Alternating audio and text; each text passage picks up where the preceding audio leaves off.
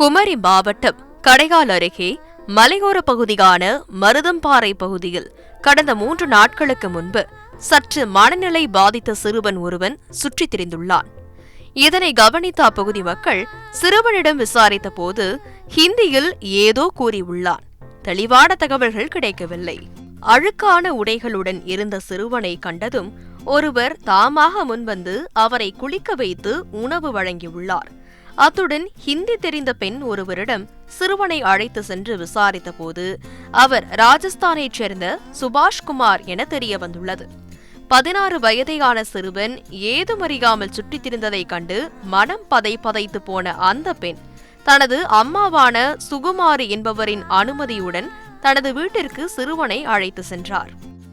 அங்கேயே 2 நாட்களாக சிறுவனுக்கு உணவு, இருப்பிடம் என அனைத்தையும் கவனித்து வந்துள்ளனர். மூதாட்டியான சுகுமாரியின் அரவணைப்பில் பத்திரமாயிருந்துள்ளான் சிறுவன். மற்றொரு புறம் சிறுவன் தொடர்பாக சமூக வலைதளங்களில் தகவல்களை பகிர்ந்துள்ளனர்.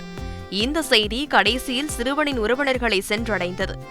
கருங்கல் பகுதியில் உள்ள தனியார் இன்ஜினியரிங் கல்லூரியில் வேலை செய்யும் ராஜஸ்தான் மாநிலத்தைச் சேர்ந்த சிறுவனின் மாமா மகேஷ் சிறுவனை தேடி மருதம்பாறை சென்றடைந்தார்.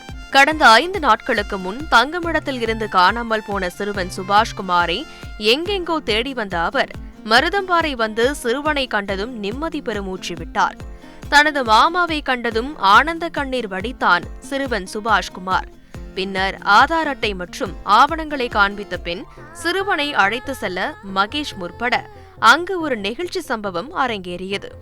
சிறுவனை 2 நாட்களாக பார்த்து பராமரித்து வந்த மூதாட்டி சுகுமாரி சிறுவனை கட்டி அணைத்து அன்பை வெளிப்படுத்தியதோடு கடைசியாக சிறுவனுக்கு உணவளித்துவிட்டு வழி அனுப்பட்டுமா என அன்பு கோரிக்கை வைத்தார்.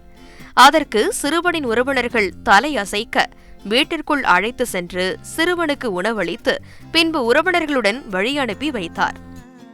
அன்பு அனைத்தையும் மாற்றும் என்பார்கள். யாரென்றே தெரியாத ஒரு சிறுவனிடம் இந்த மூதாட்டி காட்டிய அன்பு அனைவரையும் நெகிழ வைத்திருக்கிறது. தந்தி டிவி செய்திகளுக்காக கிள்ளியூரில் இருந்து செய்தியாளர் ராஜேந்திர பிரசாத்.